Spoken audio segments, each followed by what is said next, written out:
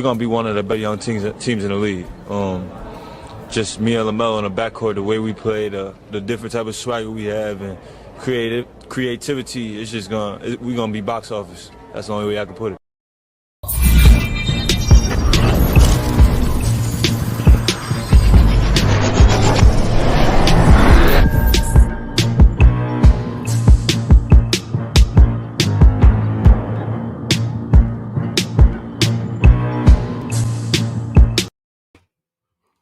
LiAngelo Ball done hit 16.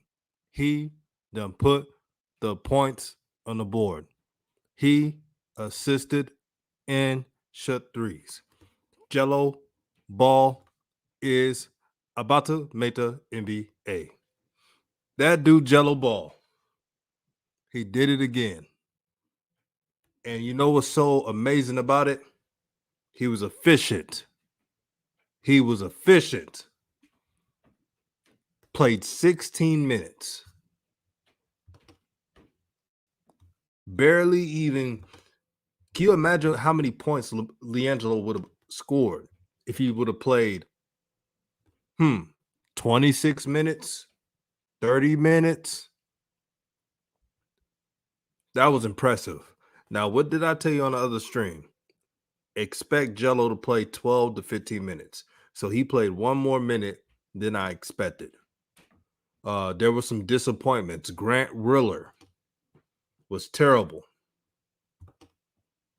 He disappointed me because I was, you know me, I was big up in Grant Riller the whole time. But he was a no-show. Sneed was bad. Kai Jones was amazing. Kai Jones is the perfect fit to LaMelo. LaMelo was literally grinning the whole time, every time Kai Jones did something. But this is a momentous day, man, because all the pieces fit. On social media, some folks had the nerve to say that the Hornets got worse.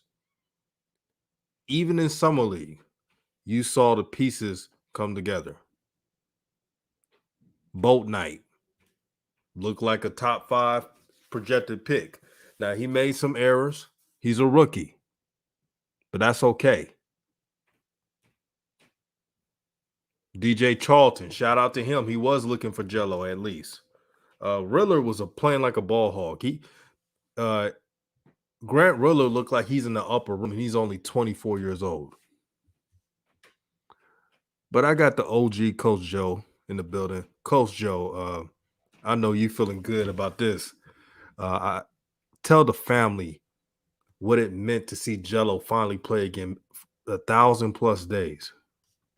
Man, well, hey, well, good evening, DJ. What's happening, my brother? How you doing? President of New Media. What's the good word tonight, my brother? It's a blessing, man. It's a blessing when the Ball brothers play. It's fun. Man, yes, indeed. And good evening, family. How y'all doing out there tonight? It's so good to see all of you guys here tonight in the room to celebrate with us a very momentous occasion. I mean, just an amazing, amazing event. I mean, I actually had doubts that it would ever happen. It just seemed like it just things would not break for Jello. You know, it just seemed like it was just one thing after another. And to see him in the warm up today when I turned on the TV, I mean, it just made me so proud. I just felt so good. LaVar was finally has been proven right. He said he had 3 brothers, 3 sons that were NBA players, and God dog it, he is absolutely right. And they are 3 that have exceptional talent. Okay, Jello Ball, I believe that he made such an impact, not just because of his efficiency, which was amazing, because of his style. I think it's because we haven't seen this since Klay Thompson was in the league, and since he's been hurt, we've missed this. a player with the ability to just look so amazing shooting that deep one from all over the court. Great form, great footwork, great balance. Even when he was off balance, he was hitting them. Jello looked amazing tonight. And as DJ said, this is what they need. They need this. The pieces are finally coming together. Kai Jones. Woo! Kai Jones looked amazing to me. That young fella from the tip. From the tip, he was trying to dunk on people. I was like, And Coach Joe, whoa. remember that Yes. film I sent you about Kai Jones? Yes. Yeah, he's the Yes. truth, isn't he? Oh my stars. I was thinking of you, DJ, when I went from the tip, he was like, I'm here to stay. Boat night played well as well for a rookie. So it was an all around night. I think the team has found three good pieces, that they can move forward with for sure. And that's Jello, Boat Night, and Kai Jones, without a doubt. Those three guys there have potential to contribute to this to the team. I'm without a doubt. And Jello, oh my God, that jumper look is so doggone wet and so beautiful. Boy, that Damn, I release forgot was how quick. good it is. Ain't Coach it? Joe, is it me? The shot is quicker. I mean, his base, he's healthy. His base is good. When that first shot that he came off that screen and stepped into that, he wasn't even all the way on balance. But when he got up to his jump, he was square and he let that thing go so quickly. I was like, God, dog. And you telling me that skill level can't find its way in the NBA? I've always said this, and y'all know this on new media. The only reason they've kept Jello out was to punish LaVar. I've always said that. You have. See, And was to punish LaVar. Coach Joe, I had some messages actually about Jello. You see that? I was cautious about Jello. You know why, Coach Joe? Because Jello's humble. He's a good kid. I don't care what the China incident. He's a good kid. Oh no! So by me saying I got to see it first, and by me saying, and shout out to Shanker, shout out to the OG Shanker. Thank you for supporting the channel. Hoop Jargon, J&J video. What's good with it, my sister? Peace and blessings to you. I didn't want old media because I know their trick. They go around and put all these high expectations, and if they don't hit a certain expectation, then they trash a young man, especially a Ball brother. Facts. So by Jello playing 16 minutes, having 16 points, he looks good on this end because he was the most efficient player. I'm going to be very honest. I'm being objective. The best players on that team, the Hornets team, Kai Jones, number one. Kai Jones is fantastic. He got Giannis athleticism. Jello and Boat Night. Am I wrong? Those were the best players on the team. See, the Hornets organization, they were trying to reel Jello back. They were trying to reel him back because they know the fandom he has. Imagine Jello playing 30 minutes, getting the shot. Analytics point out if Jello would have played 10 more minutes, what's that? 16, 32 points. That's analytics. LiAngelo Ball is proving a lot of people wrong. I think a lot of people are rooting for him because he's the underdog. Remember that story I told about the middle child? Absolutely, absolutely. I can relate to Jello. I mean, look, this is. No, go ahead, DJ. I'm sorry. No, you're about to say something important. No, I was just going to say, DJ, that we have to understand the enormity of this. This is a movie. I mean, think about these boys' lives. These boys' lives are individual movies, man. This is a movie. He was the longest of shots. Counted out from the very beginning. He's the one that's not going to be a pro. He should change sports. See, but Jello has had to persevere and persevere and persevere through injury, through all of the mental anguish and all of the doubting and all of what of watching his brothers go ahead and wondering if he's ever gonna get a shot. If is he ever gonna get a shot? And even up to this game, there were people still saying, now waiting for him to fail, holding their breath, hoping that he failed. And boy, did he crash the party. Oh my God. I'm gonna say this right now. There's no doubt in my mind. He is the best shooter on the Hornets team. Period. I agree. That release is so quick, Oh, his so form. efficient. Oh, it's ridiculous. It's hard to block that 3-point shot. Well, you ain't gonna be able to get out there because you got a wizard with the ball in his hands. And that wizard can give you butler service. So they're gonna be, Jello gonna be getting the ball right where he wanted. See, Melo gonna make sure that everybody get butler service. That's what he does. I like how you said butler service. Yeah, he gonna give him butler service. I mean, we've been Yeah. talking about Miles. Then when Miles and Melo walked in the gym today, the first thing that went to my man, hit my man. Look at him. Look, that's right. Bonnie and goddamn Clyde, man. I don't know whatever they are. They two of the baddest mamma jammers, boy, to get on that court. I mean, think about the work that Melo and Bridges put in last year. They went from nothing to a something. To let's continue to see more of it. Powerful. In a heartbeat, huh, DJ? Yeah, powerful, man. Powerful. It's gonna be something. Oh my God! Go ahead. I'm sorry. And Coach Joe, man, I'm so excited about this season, man. I see it now. I see it, and we got King Fuse Lit House in the building. Rev has been putting in work. He been silent for a couple of weeks, and to see what this brother is doing is amazing, and it's only up. Subscribe to his channel, support his channel, support his work. Rev, how you doing, my brother? How is Vegas treating you?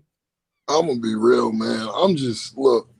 I've never been big on like the usage of drugs or anything like that, but I've heard stories how it is to come down from like a psychedelic experience or a spiritual experience or a spiritual awakening. This trip to Vegas has been something like that for me, man, because it was emotional, man. Those people in that crowd are invested in LiAngelo Ball. Like they have a vested interest in him succeeding. And it's more pure than race. It's more pure than where you come from. It's more pure than anything. I saw people of all races like cheering this kid on, man. Like it was one of the most purest moments in sports. Because it's like Charlotte tried to initially as just this feel good, that's the energy I got today. When I was in the media room earlier, I got the energy that, like anybody I talked to was like, yeah, like there was this one young lady from Charleston, South Carolina. She covers for some news station in Charleston. And she was just talking about Jello. Yeah, the only reason he's there because of his brother. I mean, this is really just a publicity stunt. And I was like, well, no, you must not have seen him play before because it's definitely not that. I said, he can really shoot. And this was just the condescending attitude of the media before the game. But as soon as he touched the court, man, Jello was giving it his all. And when he came off that first flare screen or curl screen, that he hit the three, everyone knew he was going to hit that three before he shot it. Because he came off so fast, so crispy. His release is so quick. It was just magical. And just to feel the energy in that jam, man, when he hit that three, it was just it's a transcendent feeling, and I can't describe it. To see a guy come from where Jello has come from, be counted out so many times, and see doubters turn into believers in front of my eyes, man. It's just, I don't know, man. It's just gonna take a while to process what I saw today, man. And what's up, Coach Joe? What's up, DJ? My bad, brothers. What's No, happening, man. Rev? We know you're tired. You've been doing your thing, my brother. We so proud of you. Nah, man. Really, this is. I stand on the shoulder of giants.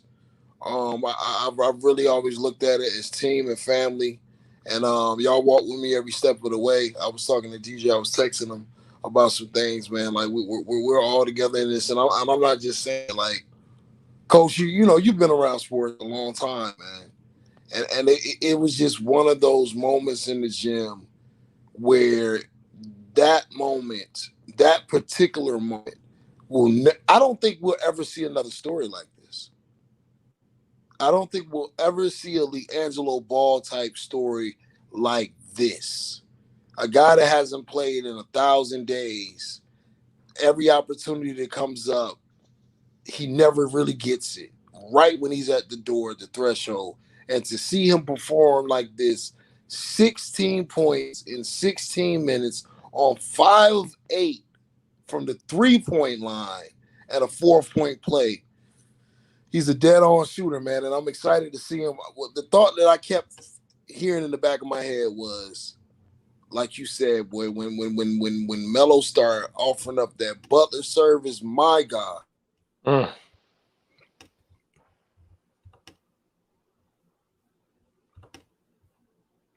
Rev, man, brother, I'm proud of you. You just keep doing your thing, man, and we at New Media support you, man. Shit, you are New Media too, man. You're the reason for all this, to be honest. It's good what you're doing. And speaking of the passion of the game, when I had time to look through my phone and hear the crowd say, "We want Jello," that was powerful from the device. Just imagine just being there, feeling the crowd. And Jello had a press conference. He talked about how he fed off that. Because let's be honest, Jello heard all the negativity that he's not as good as his brothers, that he only has things because of his brothers. You know what's funny, Coach Joe and Rev? We had because they mentioned about LiAngelo's mansion, and they were saying that, oh, his daddy got it for him. And I had to bring the stats and the facts and say, do you know LiAngelo Ball is worth 1 point something million without even dribbling a basketball, without even playing in the NBA? They hated on this kid because they dislike LaVar. And they took it out on him. No matter if you like him or not, they took it out on him. They was unfair to him. They didn't say what I would say, or many others would say, like, wait till we see it. He hasn't played in 1,000 days. Let him get his feet wet. They didn't say any of that. They counted him out before seeing the results. And one of the best things I saw in that press conference today, the body language. Jello was not satisfied. Not one time he was satisfied. Facts. You could look in his eyes. It was fire. He answered every question. Yeah, I did this, that. Was on to the next one. It's and by the way, some of the people that was asking questions, shoot, they might as well have Rev ask all the questions. Right, Rev just got there. Just have Rev ask all the questions because at least I know it'll be real. Wild. But you know what happened, DJ? The reason why the questions were so bad, brothers, is because they weren't prepared. They were not prepared to ask him any questions. They were not prepared for that performance. So it's guys, and I'm not going to throw nobody on the bus. I'm not going to do that. But it's guys I saw in that media room that I know was talking shit about Jello, not Jello, LaMelo earlier. Like, I watched their post. One of them has me blocked on Twitter right now, and I'm sitting there looking at his ass. You know what I'm saying? And dead ass, coach. Only in, what Don King say? Only in America. I mean, only in America. Only in America. You know what I'm saying? Like, I'm sitting right there. You know what I'm saying? The stone that the builders rejected, I'm sitting right there. And this guy was so excited to ask. Go back and listen to the interview. He's so excited to ask LiAngelo Ball questions. Like, he can't even get his questions out because he's just so excited. And the energy in the media room for Jello before the game versus the energy in the media room for Jello after the game, it's just night and day, man. Like, he electrified the place. He electrified the media room, because when I first got in there, the media room was sleepy, man. Like, it was real sleepy. Games was going on, but, you know, wasn't no excitement. Everybody kept talking about what's the boy name? Jalen Green, and he balled his ass off, and I ain't gonna hold you. But Jalen Green, Cade Cunningham, and Evan Mobley. But by the time that Charlotte game was over, the only thing anybody could talk about was LiAngelo Ball. So, I mean, this is a complete 180 from where Jello was when he was getting the bad news about the OKC Blue not playing this year, man. I mean, last year. So, DJ, bro, what were your thoughts? Because I've been in that position before where I'm getting all of my updates. You too, coach. Getting your updates from either TV or you're getting your updates from you know, somebody texting you.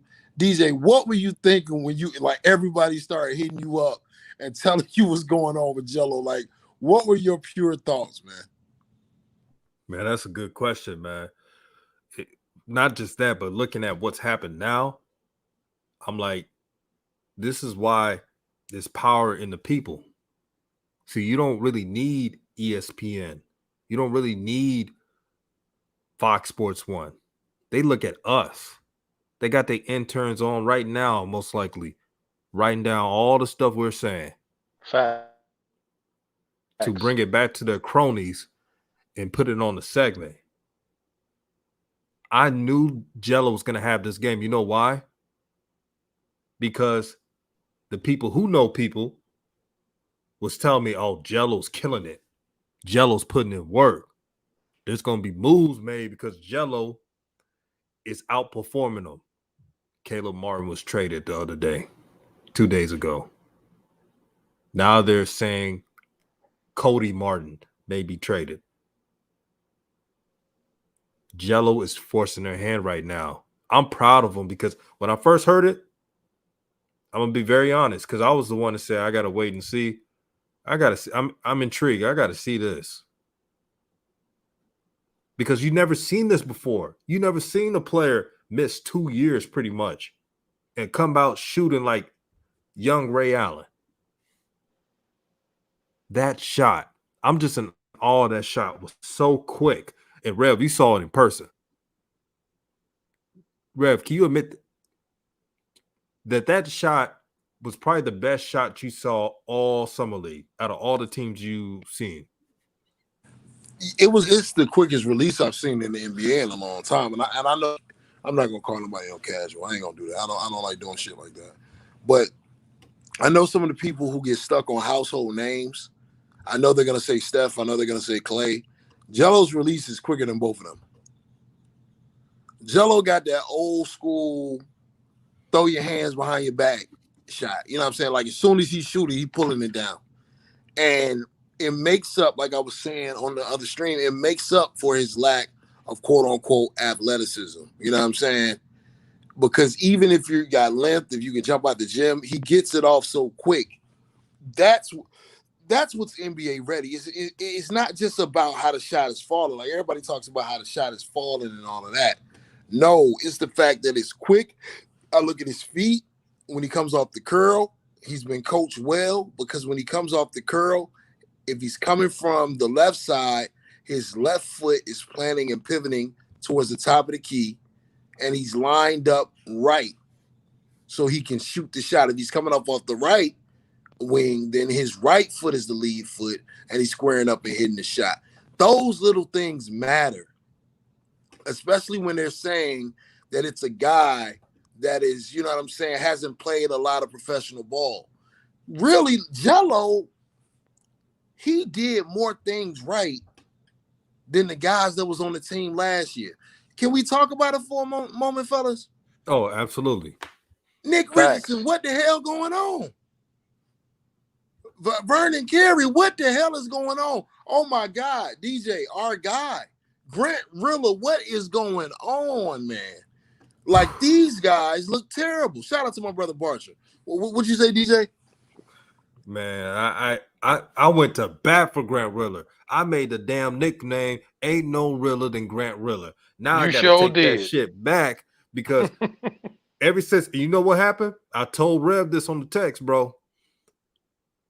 I said Grant Riller, the reason why he stunk it up, it's all in his head. Jello is approaching, Facts. and they renounce his contract. He never played like that last year. He was selfish tonight. Yeah, he was a freezing ball Jello hog. out. He was freezing Jello out, bro. And Jello still got 16 points, bro. That's how much of a mention Jello is. I saw it in his eyes in that press conference, even when they was asking him hunky-dory questions. He answered it like a professional, and he looked like he's ready for game 2 already. Scotty Lewis, he looked like a wasted draft pick, bro. I thought he was going to shut some players down and defend like he did in Florida, but he's still stuck in that college game, it seems, and got no offense. And I'm like, he's starting over Jello. Yeah, we got 350 plus people in the chat. Make sure you hit the like button, share, subscribe, support these channels. Not only mine, but King Fuse, Lit House, DKM, Unoriginal FC, J&J Video, all of them. I support these channels, man. Came with Grant, ain't no real. I wish I would have took that back. You know, everybody could take an L. I took an L on that one, but I was right on Kai. Boat right, Rev. I watched your stream, bro. You're spot on boat night. He got that Jeremy Lamb type of game, but better. You know, he's kind of like Juvenile, slow motion format. He's slow motion. He's like a Cadillac. I've never seen a guy so goddamn athletic.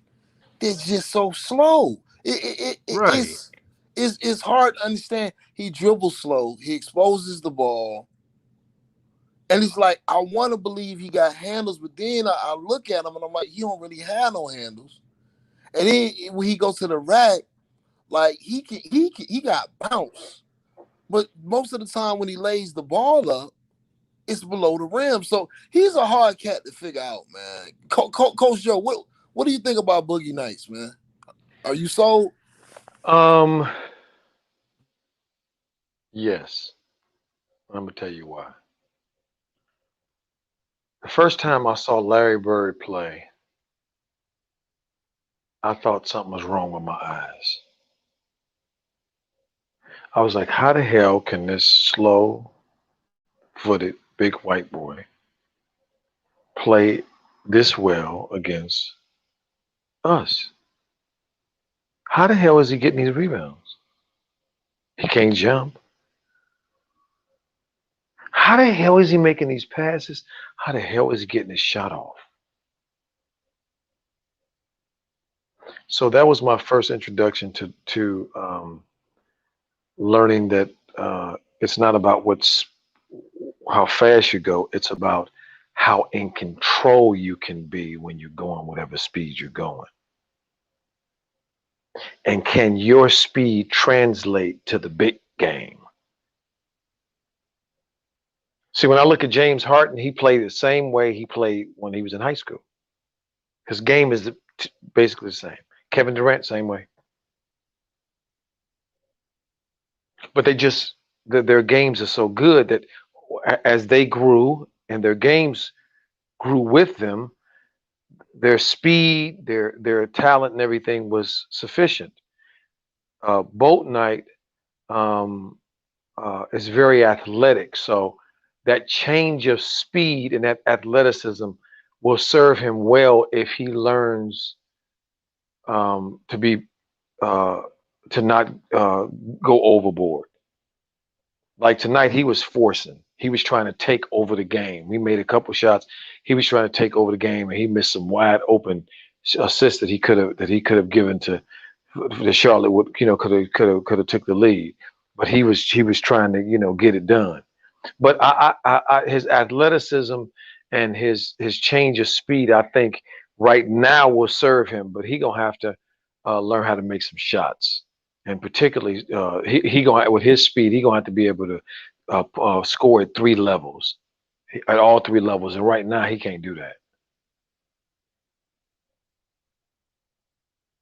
See, so the thing I want to say about Jello, see, guys, I think now for those of us who couldn't see for whatever reason, uh, uh, LaVar's dream of his three boys playing together, you can see with the two of them what the potential is going to be with him, with Melo and Jello. It's going to be pretty amazing. It's going to be pretty amazing because all of these boys do at least one thing exceptional for an NBA player. Many of them do a couple of more than one. Melo checks a lot of boxes. Lonzo checks a few more. Jello's, we gotta see how many he gonna check. But off the tip, Jello is elite NBA scorer and an elite footwork catch. If we remember, guys, and I said this to DJ once, Jello has always been the wide receiver for those bombs that Melo and Jello been throwing to him forever. And if you remember, guys, he hardly ever fumbles the ball. And he's always in a position once he catches it to shoot it. So that means he's got balance and all the rest of that. So when that Butler service comes, ooh wee, it's gonna be amazing, boy. I mean, because think about the wide open shots that Duncan Robinson gets and Clay gets, and with the system, and just think about the ones I'm thinking about last year with Miles. How many wide open shots was Miles getting and PJ getting? And they ain't nowhere near the shooter that this dude is. Imagine when he getting them wide open shots. Ooh, it's gonna be so beautiful, so beautiful. In the words of Bernie Mac, it's going to be trouble, trouble. It's gonna, I mean, and shout out to Walter Robinson, man. Day one supporter, man. Thank you, my brother, for the $5 super chat to help grow the nation. He says, DJ Coach LiAngelo can ball. I like what I see. Man, he is just the NBA streets is quiet right now because they was proven wrong. Rev told you the energy of the reporters in that room. They had their questions ready for Jello to fail. If Jello would have had only 3 points in this game, they would have asked better questions. I truly believe that. They didn't expect them to do this. I'm not surprised. Look at the defense Portland tried to do with Jello at first. Why would you leave him open? Like the last one, the one where LaVar was just like fist pumping, that one? Yes. I'm like, these motherfuckers don't know how to use a scouting report. This is why I'm excited for game 2. The scout report will be out. Now, I've already told y'all in the chat, I'm looking forward to game 3. Because the difficulty, game 3 is always difficult for Summer League. Teams figure you out and you see how you respond. That's when you'll see more of a bag Jello. You will see him attack the basket more. You will see him do some floaters. Just watch. If they close out on him on the 3-point line, he will attack. Because Jello's a scorer. Facts. Oh, this is getting excited, man. And he's in great shape too. Rev, what his body look like? It ain't never looked like what it's looking like now. I'll tell you that. Really? You're right about that. You, man, he's slim. Jello just first off, he's just strong, man. He's powerful. So when he running down the court, he sounds heavy. Really, he probably would have been a hell of an outside linebacker in the NFL. But like he sounds heavy. That ain't never gonna change. And when the game first started, I had my concerns because he doesn't look like much what you see on the basketball court. But man, when he pull out that strap, man, that fully automatic with no safety, man. Like I'm telling you, like it's breathtaking, man. You cannot describe it. Like there's no description for it. Coach, you know it when you see it, man. Like he's one of those kind of shooters. He's one of those kind of shooters. Rev, be real. Let's put this in the real text, Rev. Let's be honest about this, right? Out of all the dudes that we didn't see, Rev, let's be honest, that you didn't see, who looks elite? I mean, let's think about the NBA. Who is elite? About what, 5, 6 players, 7 players? When they just shoot it, you just go, ooh. Clay, Steph,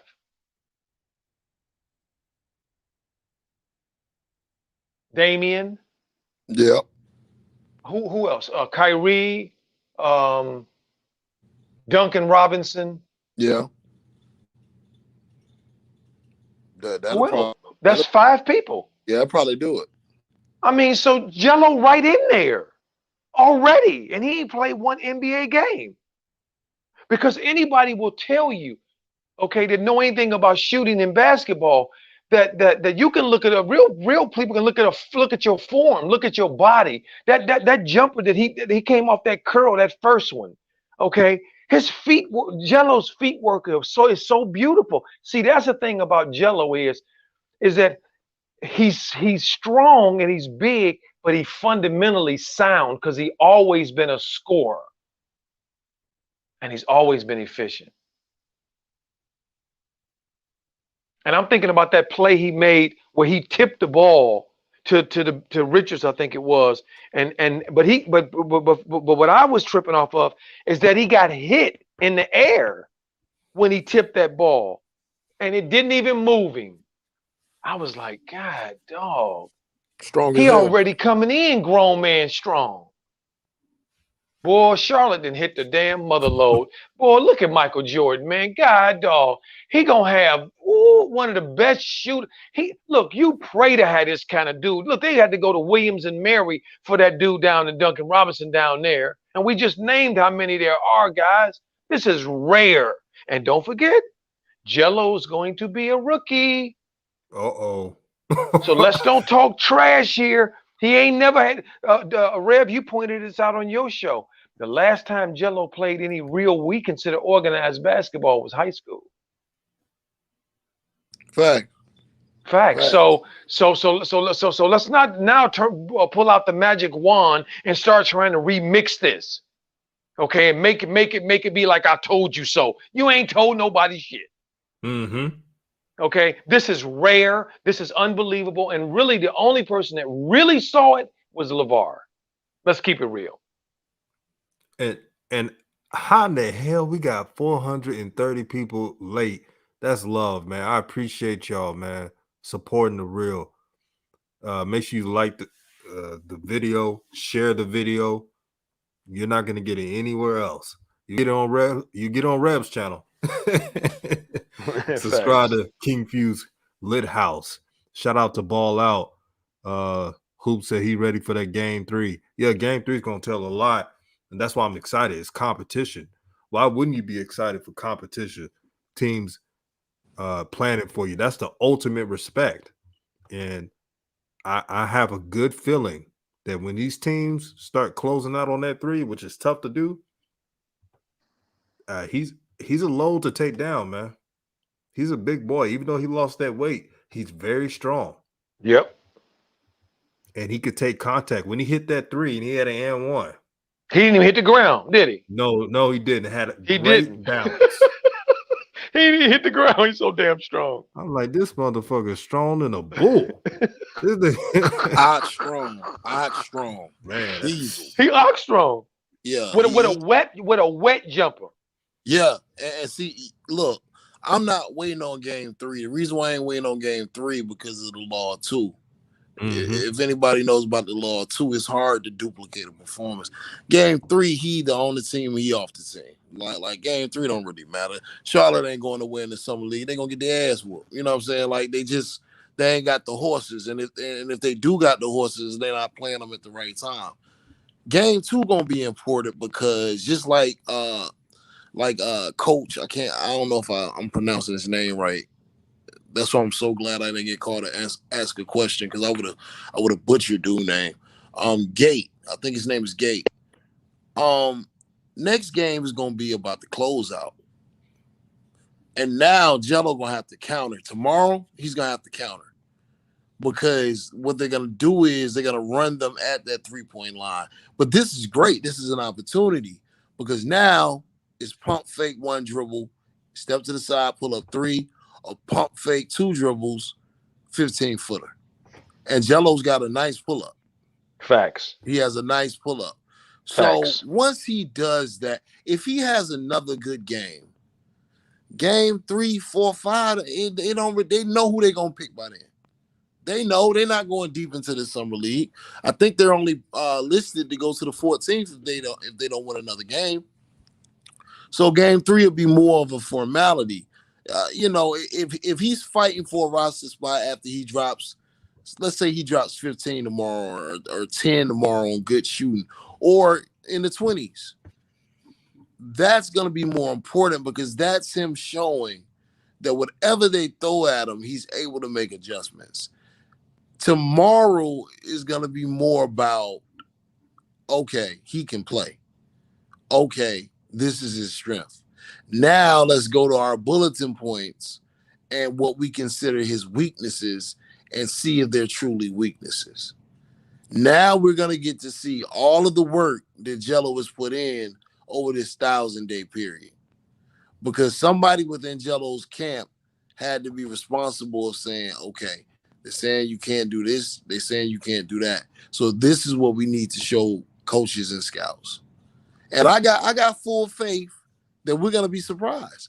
Because on defense today, Jello was playing some hard defense, man. Facts. I saw a stream with DJ and Coach. It might have been Hoop Jargon too. I'm not sure, but they were saying Jello gonna have to play like PJ Tucker on defense.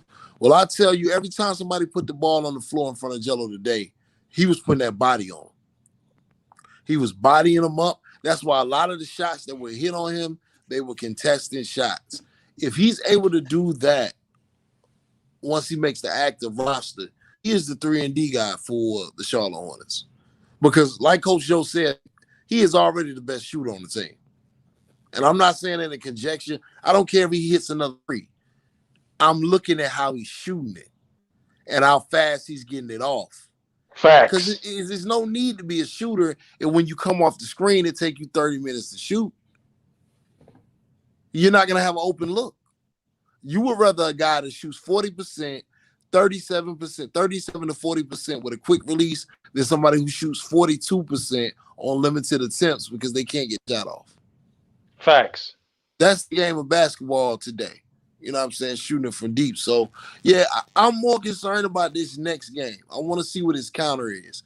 And that's what the coach said in the media room. He was like, he had a great game today, and I'm so happy for the kid because they're trying to manage expectations because they know it's about to reach a fever pitch here in Vegas.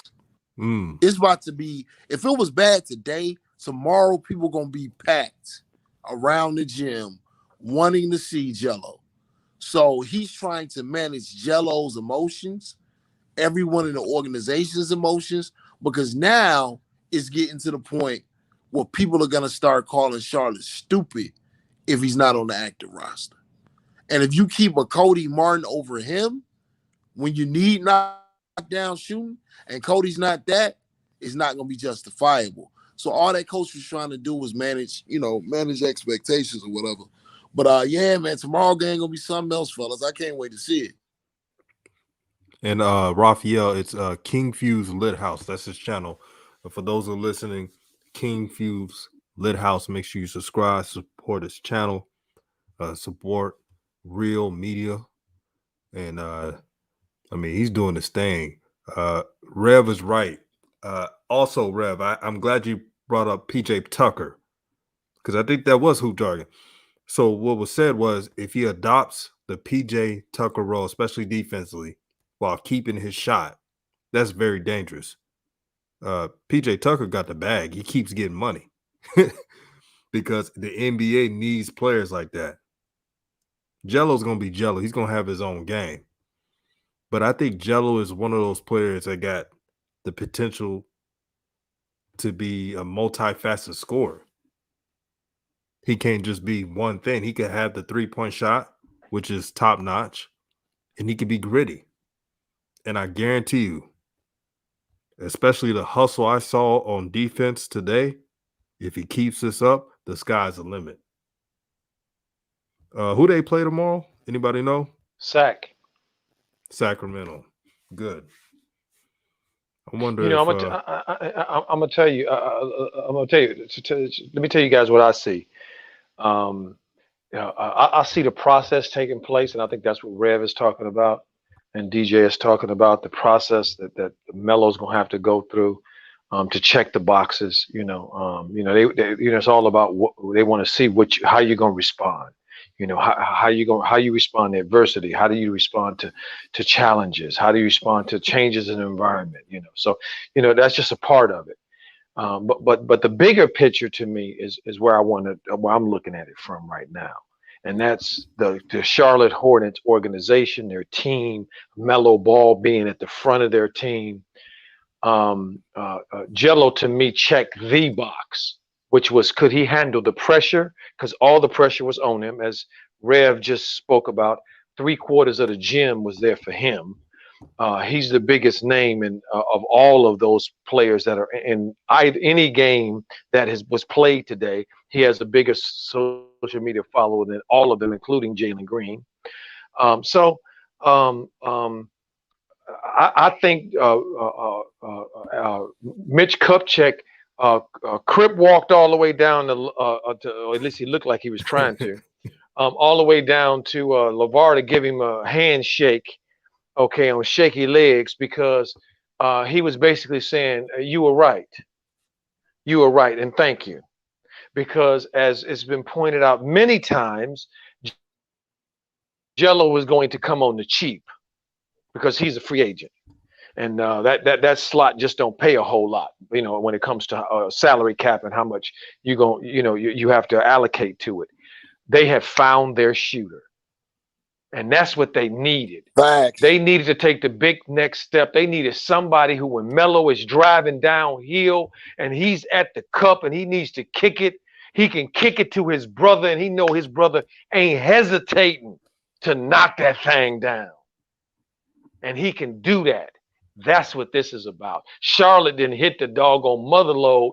Michael Jordan with dude wearing Puma and last name Balls. Man, cut it out. Oh, don't get me started. Turn up, coach. Come on, man. This has been some type of day. The energy, man. The energy. Not only do I feel positivity, but I feel the joy of watching sports. The underdog is so fun to watch because we all been underdogs. We've all been doubted some point of our lives. So to watch Jello just do his thing, man, not worried about nothing, not nervous, just playing this game. I'm proud of him, man. I'm so proud. But I'm also... That's right. He managed all them expectations, DJ. You're right. Go ahead, my brother. Here's the thing. Jello is 22 years old. Thank you.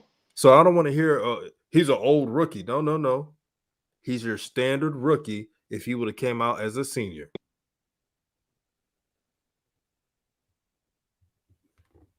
I saw it on social media, making excuses, saying, oh, that's just summer league. That's just the first game. How many guys missed 2 years and put up a performance like that? Not many. And we've already told you on new media and showed you as well, family, that the rookies coming into the NBA only by a small percentage of 3 to 5% play measures up to winning and helping a franchise win. I guarantee you Melo will help this Charlotte team win games if he's on the final roster. We all know that. Rev, I wanted to ask you something. I don't know if I hope it's not too much to ask, but JG, shout out to you. He said about LaMelo's wrist. Did you look at it? They said he was messing with it. What you think about that, brother? Man, I've been avoiding that question like the plague, man. Oh, okay. All right, man. I'll talk about it, man, but I ain't gonna lie. I'm worried about it. I tore my Achilles back in beginning of 2020, beginning of the hell year. And my shit, like, it still ain't the same. Like, it ain't nowhere near right. You know what I'm saying?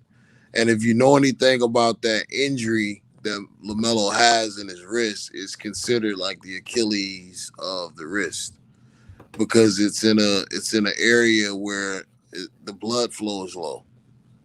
So he should have came back, honestly. Like that was a premature move. I understand why he did it, but the injury is so serious he shouldn't have came back. And I was gonna record a video, and I was gonna send it to you and some personal friends and the Lit House chat, but I didn't want to risk it. And I'm not questioning anyone's integrity, but I didn't want to risk it because I didn't want that getting out. You know what I'm saying? Like he was definitely kept favoring it, and he was even talking to James Borrego about it for a while. But yeah, the risk seems to be still an issue right now, and what we coming up on September? Mm-hmm. Yeah, that ain't what I want to see near in September. But I mean, look, if there's any kind of problem, hey, they better figure out the best doctor to go to figure it out, because you can't lose your franchise behind a wrist. And whatever medical staff cleared him to play last year after that, all those guys need to be fired, to be honest with you. It's too serious.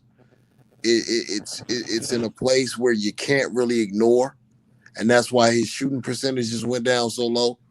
But like I said, man, those guys got a lot of money, man. So I'm sure LaMelo is taking care of his body, and they got to be getting the best doctors they can to get on top of this thing. Yeah, bro, that was I know I asked the question, but I did it for the subs. But that's tough to answer right there. I think that's the tendon area of your wrist. If I'm LaMelo Ball in this count, man, I'm getting that looked at pronto. I don't want that thing to linger in the regular season at all. But I did notice that as well. Charlotte, Michael Jordan, y'all better make some calls. Got to make some calls, man. Let me see. From my information, if we all look at our hand, we can just show you kind of quickly. It's interesting here, this whole thing about Melo, and Rev, you hit the nail on the head. It's like the Achilles of that wrist. There's a small bone that Melo broke. It's like it's kind of oval shaped. It's not a straight bone. And that if we look at our hand and look at your thumb, that fat part of your that pad under your thumb, if you notice, it's fatter than any other part of your hand. That's because it has its own blood supply in there. And that's why when you have a wrist injury and you're a professional athlete or you're an artist of some kind, you play instrument or something, and you break that wrist, you got to really get it looked at very quickly, because you can starve the tendons of oxygen, of blood flow and the oxygen level, and you can damage it forever. So I'm very concerned, like Rev is, watching him on the sidelines like I did tonight, still rubbing that wrist. But if it's like Rev said it's Achilles, it's going to take a while. Just how it is. Shout out to DKM. I see you, my brother. Great stream. Man, you and Unoriginal FC, man. That was that was a good tag team stream right there, man. Shout out to you. Make sure you subscribe to his channel if you haven't. Wealth Engineering says Charlotte still need a good big. Yeah, if it's Miles Turner. If you could find a way to get him. What do y'all think? You think that the Hornets have enough to get Miles Turner, or do you think that the Hornets should leave Miles Turner alone? Hell yeah, they got enough, man. Start sending some of them guys, man, getting them out of here. I don't know why they holding on to these guys. Go ahead, send, man. Even though Boogie, I'm not completely sold on Boogie Nights yet, man. Coach makes me closer, but it's just some things about him, man. But he should be great. So if you just gonna trust Boogie Nights, go ahead and send Rozier ass. No, Rev. Hold on a second. This what we can't do. We can't do this, Rev. Go ahead. You saw him today. You saw him live. I didn't see him live yet. So I trust what you're saying because you saw him live. And you know what you're seeing. They're trying to force him to be a point guard. They're trying. I didn't like that. That's Mitch doing that. Because they don't want to sign another backup point guard, and they know damn well Ish Smith at 33 years old ain't gonna, you know what I'm saying? He ain't gonna get enough for real. But like it's taking him out of his game, man. Like you just get a guy like that to score, man. He just let him score. He a rookie, don't put all this stuff on his plate. But yeah, but if you trust Book Knights, then go ahead, send Rozier ass to the deadline. Because they're not going to send him now. It's too close to the season. Go ahead and send him at the deadline. And I'm a firm believer that P.J. Washington needs to go. I just think he needs a new start. He needs a fresh start, a new team. He needs to be on a winner, kind of wash away some of that whatever's on him right now. Because I saw PJ today, and PJ was looking bad, man. Like, man, PJ looked like he had a blowout kid in his head, man. I hope the boy ain't having a nervous breakdown. I'm being real. Like, I hope he's not having psychological issues. He didn't look well, and nothing really changes, tragedy like a change of scenery and being reinvigorated. I remember when Stephon Marbury was going through what he went through with the Knicks. When he went to China, it saved his life because it was a change of scenery. People loved him. So, yeah, go ahead and send PJ ass to Indiana, man. Send him with Terry and see if you can get Miles Turner back because those two bigs, that ain't going to do it, man. No, it's not. And I don't know why is Richards starting? Like, what are they seeing him? Like, what did Kentucky? What am I missing about Richards, DJ? That is not translating to this level because he looks bad. Richards is the product of the John Calipari rep. Since he was a player that started at Kentucky, you know how it is when you play at Kentucky, they take a chance and expect you to perform. A lot of those players get paid in the NBA, and they was expecting him just to be a rim runner, just to take up space, but he's not even that. He's looking pretty bad out there. Kai Jones, he hasn't even figured out his game yet, and you just get impressed of what he can do. You look there and say, when he figures it out, he's going to be something. Vernon Carey, I thought there was something good with him offensively, but defensively, he's slew-footed. He can't guard anybody. He's losing his breath. He can't even use his hands well to redirect and use his weight. He's getting pushed out. The starters were horrible. Scotty Lewis, again, I brought him up on the show. Scotty Lewis was supposed to be a shutdown wing guard. He's doing none of that. Plus, he's not scoring. So he's pretty much useless. They might as well should have played Jello 30 minutes.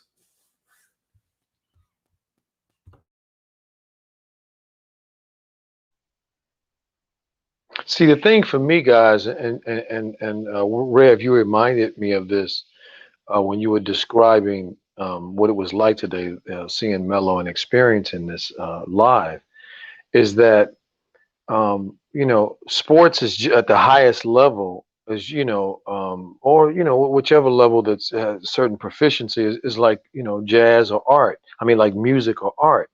It moves you, and when something is good, you can feel it. And you were describing it when you're talking about the crowd and how when Jello shot the ball before it even went in, people knew it was going to go in. That's what we're talking about here. That's what the NBA is about. A lot of guys who can do those types of things. And you either can do it, you either have it, or you don't. And if you don't, it's okay. There's other leagues for you. And that's what I think Charlotte has to do. They got to continue to make them tough decisions and stop hanging, having these hanger-ons around these who are not NBA level players. It's that simple. That's why Kai Jones stood out so much tonight, because they ain't got nothing like that. And he ain't nothing but a beanpole rookie. Yeah, Kai is gonna be a monster one day. But you're right, Coach. Right now, he lighting the ass, man. He lighting the ass. It's not a lot of bright spots, and that's why it's startling not to see them make more serious moves during free agency. I think their depth is gonna struggle, because looking at that summer league team, like other than Jello, Kai, and James Bouknight, who are you excited about now, DJ? I can't really say Jello. we already said that. Man, I'm gonna go out on the limb. DJ Charlton, number 27. Now, he wasn't expected to really do much, but he made the right plays, and he's definitely someone that if I was the Hornets, I'll take a 2-year, a two-way contract with him. He played within himself. He played better than Grant Riller. Definitely played better than Snead. I like that he was trying to feed Jello. He felt the momentum. He played hard, tough defense, and he kept it simplistic. He wasn't trying to do too much. I respect that. What you think about DJ Charlton, Rev? Number 27. Do you the kid from Marquette, right? The left-handed? Yeah. I ain't gonna hold you. I'm gonna be real with you, bro. I don't even know why they signed that dude, bro. Like some of these signings don't even make sense. Like it's not that much, isn't it? Some of these signings don't even make sense. Like I don't understand like why they're doing it. Like it's like they're just in panic mode. Like I know he's a camp body. I don't think he makes the team, but his game, there's nothing about his game that is special. He don't shoot well. He doesn't drive well. He's a point guard. He doesn't dribble well. He doesn't have great vision. But you're right. He's not the worst on the team. Right. The worst person, isn't that bad? The worst person on the team was Willie Snead, bro. The guy that started. Like, he didn't start. He was like the first six man. He was like the first man off the bench. Scotty Lewis. Like, Scotty Lewis is bad. He can't dribble. His shot's funky. In transition, he looks lost, even though he's athletic. Like it's just, if I'm a Charlotte Hornets fan and I'm taking away Jello and LaMelo and Miles, I'm trying to see if things go left with somebody. Like Gordon Hayward stays getting hurt. You bring in Kelly Oubre in the game. Kelly Oubre doesn't gel with any team in New Orleans. He fizzled out. In Golden State, they were ready to burn him at the stake, man. Like, did y'all see Golden State fans last year, how they used to talk about Kelly Oubre? Oh man, it was treacherous. Oh yeah. Kelly Oubre is the only guy that'll see Steph Curry open for three, look at him, and shoot a 40-footer. That's Kelly Oubre. So it's like, looking at that summer league team, you know what it is, Coach? It's one of those classic examples where you got this shiny team, and you got guys like Kai Jones, and you got guys like Melo, and you got guys like James Bouknight, and you look up and you're finishing in the lottery. And you're wondering why you're finishing in the lottery, because the front office doesn't have direction. It's just like, oh, okay, this guy can jump. Oh, okay, this guy can score. Yeah, but do these pieces fit right now to make a playoff run? Maybe you would be better suited trading some of these young pieces for a bona fide star veteran to go next to LaMelo. Maybe that'll help you get over the hump, because these guys are developmental. So if something goes wrong with one of your starters, can you trust Kai Jones right now at the weight he is to play 60 games and make it to the playoffs? No. Man, this roster was so bad, man. I don't think a lot of players can even make the two-way contract area. All I see is freaking Kai Jones, Bouknight, and LiAngelo Ball. Everybody else, I see them not making the team. It was that bad. You think they're gonna cut Richards and Carey? They're gonna keep them in two-way just because they're draft picks. You know how these GMs are; they're prideful. But didn't they already two-way players? Repeat that. I think they already signed their two-way contracts. Scotty Lewis and the cat from Lithuania. Yeah, they did. Koboka. Yeah, yes. I mean, I thought you only get two of those. Yeah, you do. Here's what's gonna happen, because Rev, you know how these GMs are, man. They prideful as hell, and they took Vernon Carey. Was it end of the first round, beginning of the second round, as well as Nick Richards. They're gonna keep him. They're gonna be in the last in the roster, but they're gonna keep him. I'd be surprised they cut him, because they don't want to this early cut a player who they just drafted. Now, Grant Riller, that's different. That was the end of the second round. He out of here. Yeah, the way he played, he's past the upper room. He was moving like an old. He should be playing in the big three. Never mind. I'm not going to disrespect the big three. At least the big three can play. Right. That was a pathetic performance. Yeah, that was horrible. Ain't nobody really in Grant Riller. I wish I would have never said that. I need to put some soap in my mouth for saying that type of crap that I was just spewing. Yeah, don't beat yourself up because he just didn't live up to it. You know, when I look at this team, I'm telling you, the mere fact, this is the indictment on this team to me, and Rev was hitting on it a little bit. When you look at that team, we really can't depend on the two dudes that get paid the most. That's the problem. We get uneven play from Terry. If he's on offensively and he's having a great game offensively, then he'll play, some defense and he'll be engaged. But if he's not going offensively, he's not going to play very good defense, and he's not going to be engaged in the team. And the other dude to make all the money, $28 million, he can't stay healthy.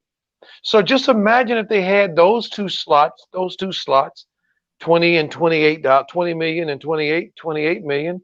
If they had some dudes who actually produce and could do something with, that they just getting that money.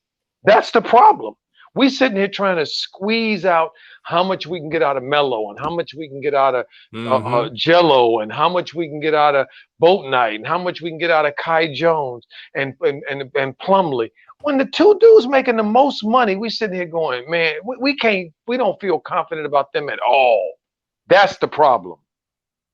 That's the problem. Because if you look at any other team in the league that's any damn good, the two highest paid players on the team, you know that they putting in work every night.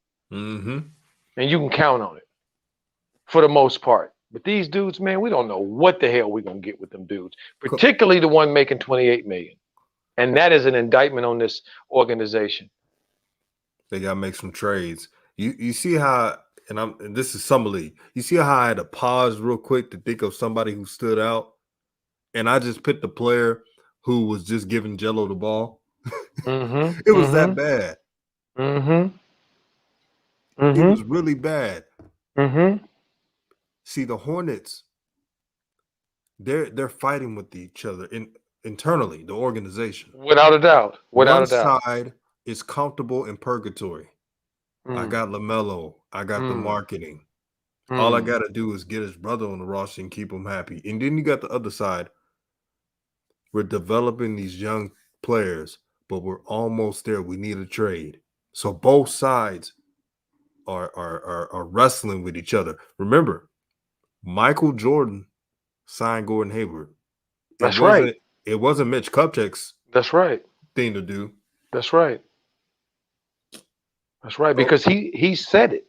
Right. He said that Jordan wanted him before he went to the Celtics. Mm-hmm. Okay, that's what he said that. And so he wanted to come back around. When it came back around, he felt an obligation. See, that's the problem right there, guys. The plastic man or glass man, whatever his name is, and small Terry. Terry ain't never gonna be big. As great as he is and as great as he can score, he's always a liability at some point on the floor, it seems like.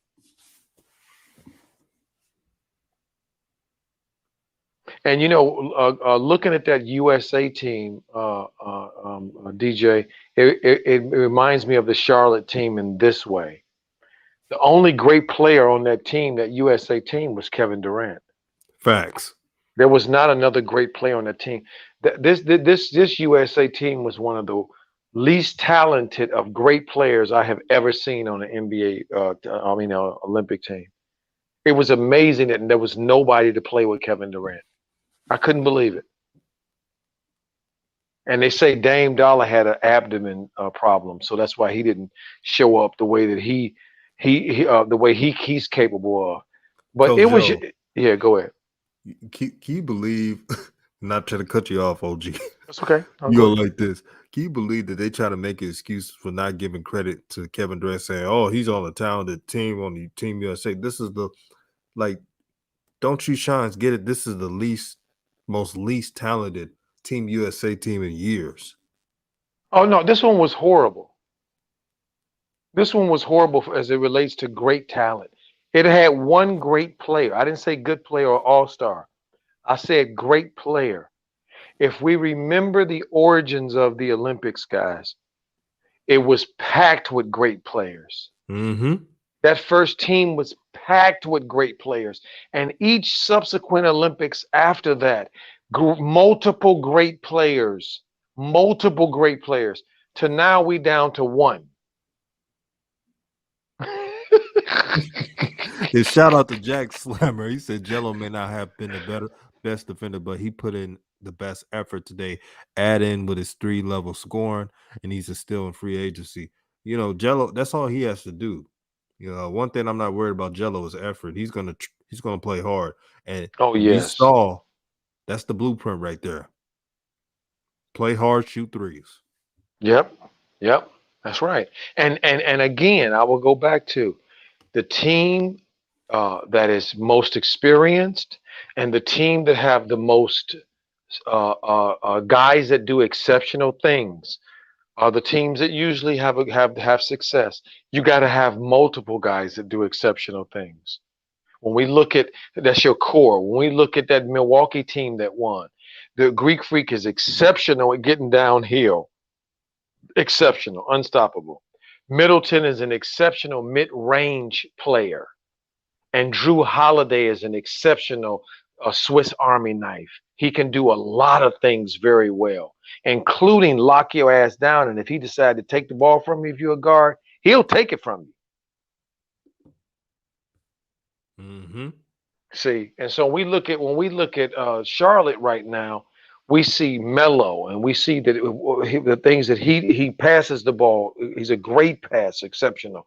He's a great third level scorer. So we see what he can do. We see Terry. He's a great scorer. When he gets going, he can score the ball. Gordon is a great mid range player. You know, he's not a great 3-point shooter, but he can take that 2 dribble off and get to a spot and knock it down when he's healthy. He's exceptional in that area, but you can't count on them dudes, man.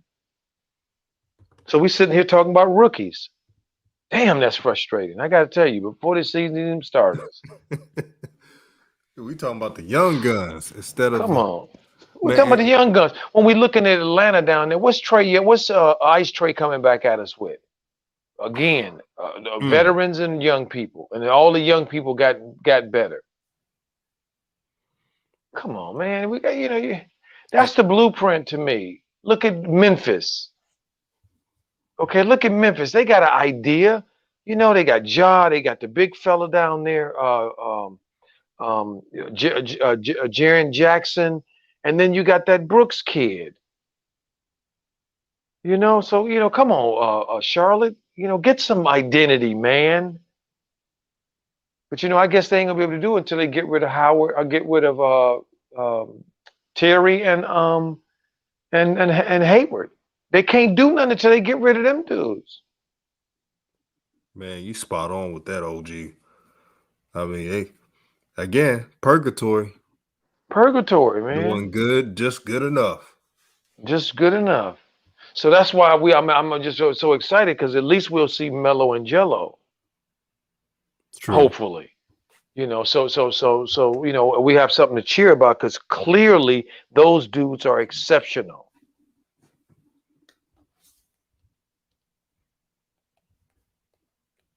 Man, this is Jay. I know you saw James Borrego coach. Man, he was around LaMelo like white on rice. I mean, talk about a sea change. Wow, talk about a 360 degree, 360 degree to change. Holy cow! From just being this dude is he was just so in love with Tay-Bay. He didn't kick Tay-Bay to the curb, and he is just he's like, woo, what kind of dude is he? Man, DJ, I don't understand.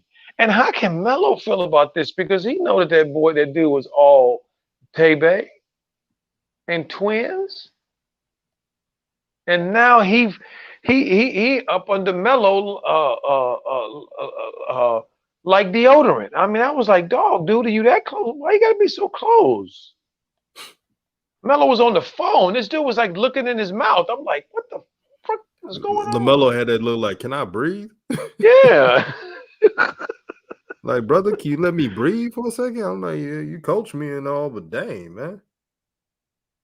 You need to get Tay-Bay back. That's yeah, he got to get Tay-Bay back something, because he doing stuff now that's, oh my stars, it's looking so suspect. But they just re-signed him. DJ, you did the show. Oh, gave him an extension, man. Didn't even earn nothing. Didn't even make him have to play out that year and do something better. You know why he got that extension? He got that complexion for protection. Ooh. Let me cool off now, man. That's a little too real. Let me back up a little bit. Ooh, it's a little late. Yeah. You don't know what I'm talking. He got that complexion for protection. Yeah, because that second year, when you see somebody that don't have a vision for your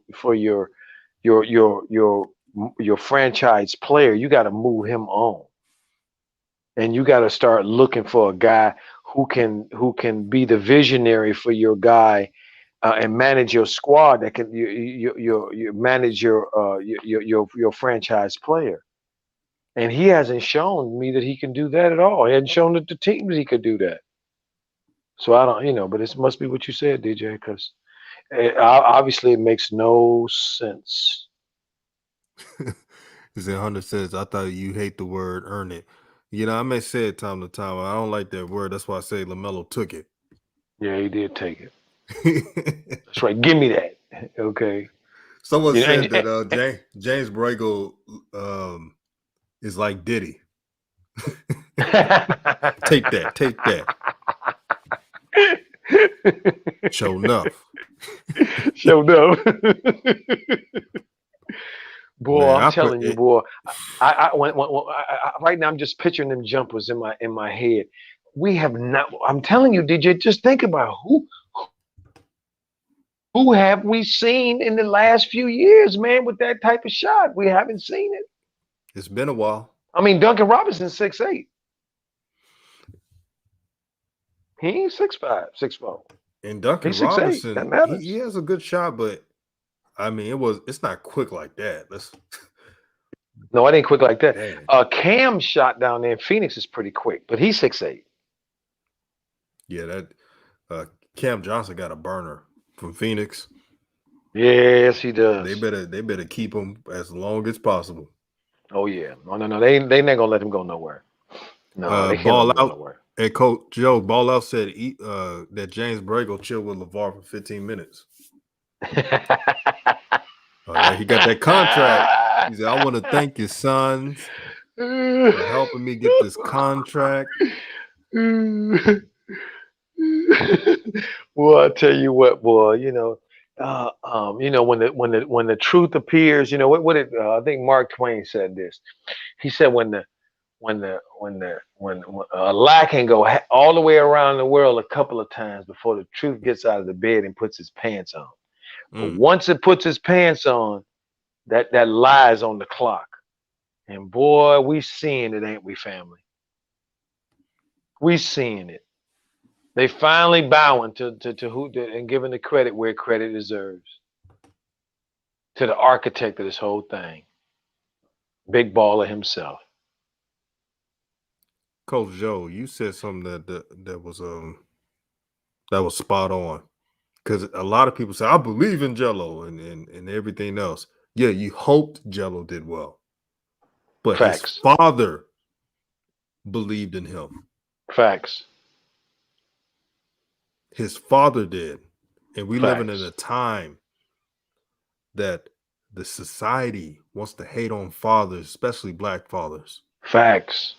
They want to emasculate these young men and to turn them into simps and just self-haters.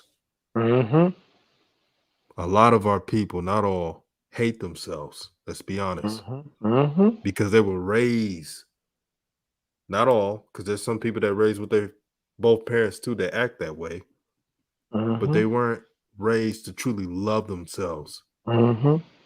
The Ball family, no matter if you're a hater listening right now, they love themselves. Mm-hmm. LaMelo loves himself. Mm-hmm. He loves who his family is. He loves the last name. Yep. Jello loves who he is. Lonzo is getting comfortable loving who he is. Facts. That's why he made the decision. And even though a lot of people don't agree with it, he is his father's child. Yep. Facts. Because LaVar did things his way. So when I see, and I'm not trying to stray off, Coach, when I see Amanda Seals shitting on a Richard Williams movie, oh, it should have been just about Serena, but there wouldn't be Venus and Serena Williams movie career without Richard Williams at all. He put the racket in their hands. He told them that they were beautiful black girls. He told them to love themselves. It starts with the core. That's why a relationship with your parents is so important, because the world just disagrees with everything you have, tells you couldn't make it, that you wouldn't amount to anything. Yeah, Jonathan Brand, she's one of those ditzy. I have another word for that. Amanda Seals is a corporate brainwash. As you know, BET is not owned by black people anymore, so she follows that trend. So she doesn't follow a trend of our tribe. So And and also DJ, she's like many, just showing that she didn't have a very good relationship with her father. She doesn't realize where she doesn't realize where she came from. See, and what made it possible for her to be here. So anybody that clueless, you take their about their own existence, about their own story, then you take anything they say about anybody else with a grain of salt and just shake it off, whatever. Kick rocks. Nobody interested. Man, it's this game was so. If I didn't have to work, Coach Joe, tomorrow, I would have been on stream all day. Because these summer league games are exciting. Did you see Jalen Green? OG? I saw a little bit of him, not a lot, a little bit of him, but I like Jalen. Yeah, he's got that game, man. But I don't think he's a point guard. No, he's a shooting guard.